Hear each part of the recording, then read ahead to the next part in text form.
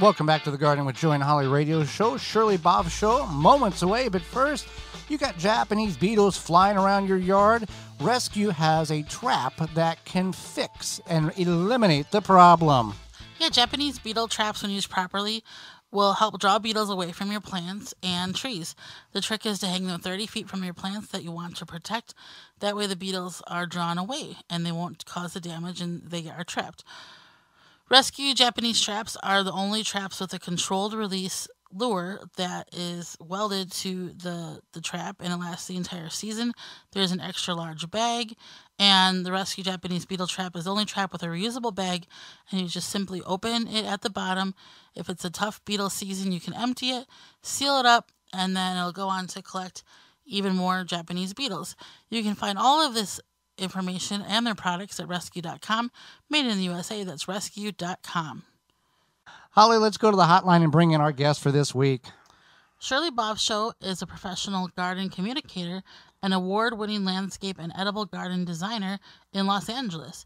She's appeared as the garden expert for 9 seasons on the 4-time Emmy-nominated TV show Home and Family on the Hallmark Channel, and she's also known online as an Eden maker and as the foodie gardener. Welcome to the program, Shirley. Hi, Joey and Holly. How are you? We are doing well. You are a very busy lady, and we thank you for taking time out not only to educate Holly and myself, but all of our listeners across the country. It's my pleasure. It's my favorite subject. Well, where we are at in the Midwest, most of our listeners are, we are at the peak of mosquito season. So what are some plants that we can plan to plant that will help the mosquito problem in and around our homes? Wow. I actually did a very thorough study on mosquitoes and plants and why they even bother us. And what's interesting is some of the plants that we use to detract or to repel the mosquito are plants that are really rich in volatile essential oils, the kind that just permeate the air in a warm summer night.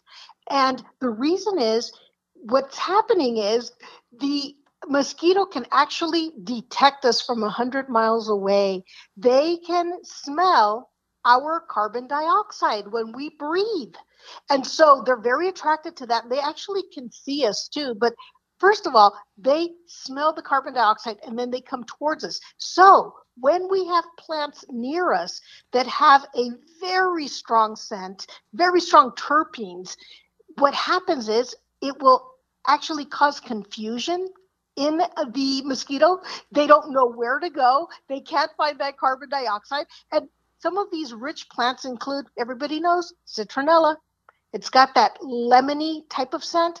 That's one of the most successful and effective scents that repel mosquitoes. So citronella, you could also go with like maybe a Mexican marigold. Are you guys familiar with the tagetes? Yeah. Yes, we are. It's also really, really strong. There's catnip, and one of the studies showed that catnip actually has such a strong scent that it's a good natural competitor to DEET. Now, I haven't put it to the test because I'm a little scared to put anything to the test, but I use these. They're all part of my close-up garden in my patio. I have these plants surrounding me and the sitting area. But the thing is, DEET is a very strong chemical that's used, but catnip is supposed to be one of the most potent natural plants, along with basil and any of the mints, the peppermints, and anything that has kind of like a lemon scent, like lemon thyme. And it's just important to have it around. But remember that the most effective repellent is going to be wearing long sleeves, having some type of repellent on. And then this is like a layer. It's like a third layer. And if you put it like around a little flower in your hair, that'll help too. Well, and having these plants that are naturally repellent or helps repel mosquitoes looks a lot better than having a dozen and a half of those candles that you light whenever you have company. That's true. Over. That's true. And again, it's really what we're doing is we're confusing the poor things. I shouldn't even have such compassion for them, should I? But that's what it is. Their nervous system goes bonkers. It's like, wait a minute, I thought I sensed some carbon dioxide. What happened? Yeah, I don't know. As a Midwesterner, I'm not sure how much compassion I have for mosquitoes. Hmm. Yeah, I know. I've been there. So I've actually been thinking about getting an orchid, and I know they seem to be sold everywhere now, like here, grocery stores, even gas stations. What are some helpful orchid growing tips and anything to avoid when growing an orchid? Sure, that's a great question. Orchid happens to be one of my favorite flowering indoor plants. And so the first thing is, if you want to be successful growing, and we're talking about an orchid, let's say the Phalaenopsis, because that's what you find usually at the grocery store, at the florist. And start by picking out a very healthy looking one. And one of the things that you want to look for in a healthy and robust orchid is you want to look to see that, first of all, that there's plenty of buds still at the tip of the stem. A lot of times we're attracted to multiple flowers, all these flowers, but there's no buds left. Well, guess what's going to happen? You're going to enjoy that for exactly a few weeks and it's done. But when you realize that the orchid opens the flower buds from the bottom of the stem up, you could always kind of project how much time will this orchid be flowering in my house by how many buds are still not open.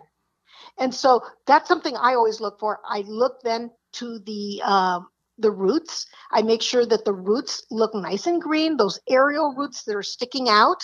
If they're gray and shriveled and look a little bit like they've dehydrated, that means that they haven't been watered properly and the plant can be under stress.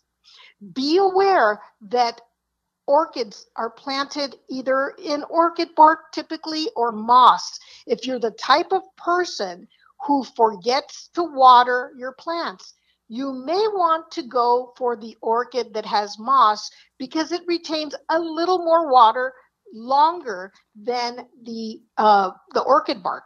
But there's a caveat to that. A lot of the times beginners with orchids, they tend to overwater, they saturate that moss and it really holds on to the water and it starts to rot out the roots. So be very aware of the planting media. Is it the orchid bark? Is it the moss? And know that the orchid bark is going to dry a little bit sooner. But in either case, what I recommend is when you get it home, you water it once a week. It shouldn't be more than that unless it's super duper hot indoors and you have no type of air conditioning. But I would say once, and make sure that it's thoroughly watered. That's where the water comes out from the bottom. And that is one of the most important things for the health of your plant. The other thing is you want to look at the stem when you're selecting it and also while you're taking care of it. Make sure that it's nice and sturdy. And you want to look at the leaves. The leaves should be a light green. I don't know if you're aware of that. A lot of people like dark green in plants. Right. But dark green means it's getting probably too much sun. And it doesn't want direct sunshine because in nature, this is an understory plant. And it is comfortable with bright light, but indirect light. So don't put it near your window. And look at the leaves. It'll tell you a lot about the health and happiness of your orchid. If it's splitting, if you see like little accordion kind of vents to it, that means it was dehydrated at some point. So pass on that and also take good care of your orchid so that it doesn't start to look like that also. Those are the most important things. I mean, temperature is really important. An orchid is a Phalaenopsis is very comfortable indoors, bright light, and temperatures that we're comfortable with, guys. Anywhere from 65 to maybe 80 at the most. And what really is important, though, if you want to have this orchid blooming for 50 years, not continuously, but these orchids can last that long if you take care of them. What you want is to make sure that the temperatures at night drop about 15 degrees. I mean, this is probably the tip I've given to people that has surprised them the most because they actually try it. And, I'll get feedback maybe a season later. Surely it worked. I got my orchid to rebloom. And that was because it was placed in a room where the temperature drops. 15 degrees. It likes a little bit of humidity around it. So if you want to put a few of them together so that, they can breathe on each other, that's a good thing. Or you can supplement with some pebbles with water in a saucer, or maybe put on a humidifier. Those are the essentials. There's a lot more you can do. And actually, I have a video on YouTube that's had, thank God, over 3 million views. And I'll tell you something, Joey and Holly, for you guys are radio experts, audio experts. It's got the worst sound, but people still watch it. So I guess it's got good information. Yeah, it certainly does. So, a few weeks ago, we talked about how to garden for every body type, every body style.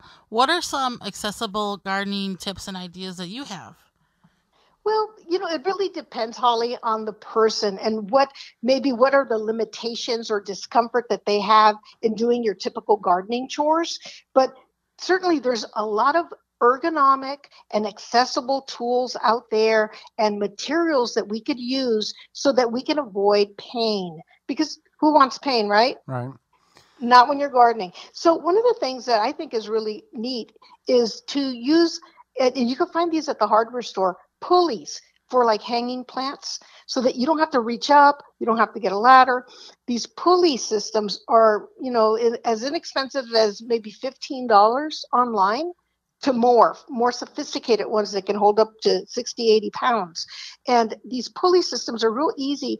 You just pull it down, it kind of self-locks, and it brings the plant to your height so that you can water it and care for it. And then you unlatch it, and then you raise it up again. So I love things that make life easy for us. So pulleys are great for making things more to our height.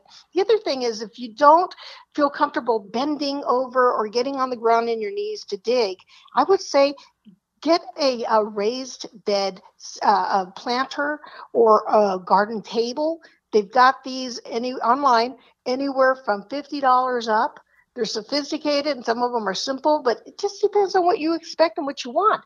But the key is bring that planter up to your height so you're not bending over and hurting your back. So I love garden tables. The other thing is the tools themselves. There are ergonomic tools, meaning ergonomic in comfort to your body. So you're using the large muscles. So when you're using a pruner, there's the type of pruners that have an ergonomic handle. There are long-handled shovels so that you don't have to, and lightweight, that you don't have to, again, get on the floor and use this small trowel. You can use it from 3 feet away. And they work really well the way it's angled. It's so that you can dig into the ground really, really simple.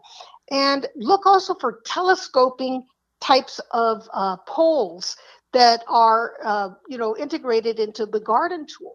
So say if you're going to be pruning your butterfly bush, then you can use one of these telescoping pruners. So it makes it really easy, even if it's 15 feet high. So I just say go for comfort. Go for things that are practical, things that bring the garden up to your height or bring it down to your eye level, and use tools that are made so that you're using the big muscles, not the small muscles that contribute to carpal tunnel and stuff like that. There's all kinds of stuff out there. So we never really have to stop gardening unless you've got a really serious case. Definitely. I definitely agree. And I think it is, kind of, you shouldn't have any shame in choosing to use, things that will help you to enjoy your hobby. So right. we are talking with Shirley Bovshow. She's appeared as the garden expert for 9 seasons, Emmy-nominated TV show Home and Family on Hallmark Channel. She's also known as the Eating Maker and Foodie Gardener. So can you tell us more about edible landscaping? What is it and how can one use it? One of my favorite subjects. As the foodie gardener, I'm all about growing food, but not only plants as food, but plants that offer therapeutic values to us. So we ingest it maybe or we use it on our arms like a salve. Edible landscaping is a great idea because there's so many plants that look great year round. Now you guys are in the Midwest. depending on your zone, I don't know, how chilly it gets in some areas, but there are plants that look like staples of the garden. They can look great year round, and they also offer some type of fruit. One of my favorites, and now again, if you're in an area that gets frost, you can plant nice miniature or compact Meyer lemon trees, and you can overwinter them indoors. But what I do is I have them planted in the ground in LA, but like I said, those in cold season areas, they can plant them in containers, big containers, and then set them out almost like a hedge. It looks so beautiful, and it brings on all kinds of great pollinators to your garden because they are attracted to the scent, to the beautiful blossoms. It looks beautiful and green. It's got that ornamental and edible fruit on it. And that's one of the ones I love. I also love the leptospermum, which is the Australian tea tree. Beautiful little flowers, look like little tiny hollyhocks. And it's a very drought tolerant plant that grows up to 2 feet tall with beautiful flowers in light pink or dark purple or cranberry colors. Looks like an ornamental bush. To me as a designer, what I look for in an edible landscape are those plants that produce fruit that have the longest life and showability, that they look good more months than not. Because like if you go through your frost, then some of these plants may be tropical in nature or desert oriented. They may not do well in your area, but there are so many ones out there that you could use. And edible landscaping is even including your nut fruit trees. Any of your almonds and any of your apricot trees, cherry trees. These are plants that have so much beauty throughout the year, even when they're naked. And then when the blossoms come on, they're so gorgeous. And then you get the green leaves, you get the beautiful fruit. That's all edible landscaping. I do edible landscaping with a pomegranate in my area. I've got it as a hedge, and it's the Nana, which is the dwarf grower, about 4 feet tall. And so I always say, you can eat your hedge because if it's, got some type of fruit or something in it, it's going to be beautiful. It's going to be edible. Artichokes are great. They look like sculptural plants. So many guys would have to take an hour to do that one. But I would just encourage people to, look into plants that look like ornamental plants that, look nice all the time, but they actually have the benefit of either being food for you or some type of fruit that will be beneficial for you. Fantastic. So you like to encourage people to use every part of the plant possible, especially roses.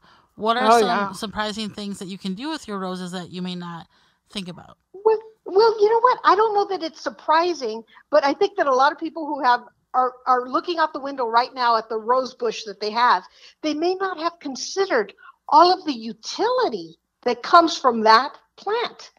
And, some of the things starting from the stem itself. Okay, so what good is a stem after the flower fades? Well, it's perfect for creating another rose plant. So I love to use stem cuttings from a rose to create a new plant. Now, if it's a hybrid, then, it will come true when it comes from a cutting, not so much from the seed, but you can use it for that. I've also used stems that I've dried, and they still look nice and green, and I trellis them with some hemp string and make little types of trellises for my garden plants, for my my potted plants. So I use the stem. As far as the fresh roses, well, obviously you can cut them and make an arrangement with it, but let's have some fun. Take that beautiful unblemished rose flower and press it, dry it and press it, and use it as a pressed art. You can put it onto your candles. You can make a beautiful card with it, all types of things by drying and pressing it. You can dip roses in wax, and you can preserve them. They stay nice for about 3 or 4 months. Beautiful. If you've never seen, I don't know if you guys have seen waxed roses. They're so beautiful, and they're fun during the holiday times. The other thing is everybody knows to hang them and dry them, the traditional way, and I love that too. But let's go on to the petals. What can you do with the petals? Petals are edible and they are great for crafting. So one of the things that I like to do, and I've done this before, is I've used the petals to make a distilled rose water. And I didn't have anything fancy, no distillation system, just, a pot with water, a double pot with water. And I did some distilling of the rose petals. And also it could be used, a rose petal can be used for flavoring. A lot of the Persian or Indian cuisines. I don't know if you guys have tried rose water. Have you ever tasted it? Yeah, I have. It's kind of neat. I mean, they use it in ice creams and in syrups for their drinks and for their desserts, and so the petals are used for that. The petals are used to color as a natural colorant, and when they're dried, these petals, of course, make potpourri. But the other thing that's really popular these days is to take your dried rose petals, chop them up really small, and make confetti. Huh. And that's really fun because they cost a lot of money on Etsy. If you go there, you'll see. You're like, oh my God, I'm gonna make my own confetti. Well, and like if you throw it at a wedding or whatever, it's naturally biodegradable. Yeah. There you go. I love it. That's exactly right. And of course, use these same dried petals. You can use them in bath salts. You can use them in, a scrub, a sugar scrub. And then, okay, if I haven't said enough about what you can use the rose for, let's get to the rose hips. That's when it's dead, okay? So the rose never really dies in utility because even in its death, it has function. So the rose hip, that beautiful plumped seed pod that is left over, and by the way, I would encourage your listeners, if you love to feed the birds, keep those rose hips, let them form in the fall. Don't cut them off. A lot of times, we may want to deadhead things to make it look neater, but they're so beautiful. They're orange. Sometimes they're purple. Sometimes they're red. Some are big. Some are small, but they're filled with seeds, which is next season's life if we choose to harvest them and plant them. But the rose hip itself can be dried, used to make tea, chopped up. But the most important thing, though, if you're going to use it edibly, is to open it up and remove the seeds, because I don't know if you've noticed, but they're kind of they have got little thorns, little prickles, and I wouldn't want that, to be swallowing something like that. So just be very careful, but it's filled with vitamin C. It's touted as an anti-inflammatory. It's got great flavor. And they say that it's even better when you wait to the first frost before you harvest it. Now, I'm still waiting for my first frost in LA. It hasn't come yet. But you guys are prime for enjoying rose hips when they are best, and that's after a frost. Well, we really appreciate all of the great information and having you on the show. Well, I had fun, and I hope I didn't talk too much. No, not at all. Good. So I like to talk, let you guys answer back. Right. We really appreciate it. So I just want to remind everybody to follow Shirley online on her Facebook page, Eden Maker by Shirley Bovshow, on Instagram, and her YouTube channel as the same name. Shirley has a 100% reply rate on all gardening questions in English and Spanish. Thanks again for being with us. You got it, guys. Yes, thank you. Hey there, gardeners. Thanks for checking out this segment of the Gardening with Joey and Holly radio show. If you like what you've seen, you can search through the channel and find full in-studio videos of the entire show. If you want to go another route, you can search for it on your favorite podcast platform by searching the Wisconsin Vegetable Gardener radio show or the Gardening with Joey and Holly radio show, and you can download it and take it with you. You can check out all past seasons at our website, thewisconsinvegetablegardener.com, under the radio tabs at the top of the page. We thank you for joining us. We hope you've learned and enjoyed the show, the segment, and we'll see you next time.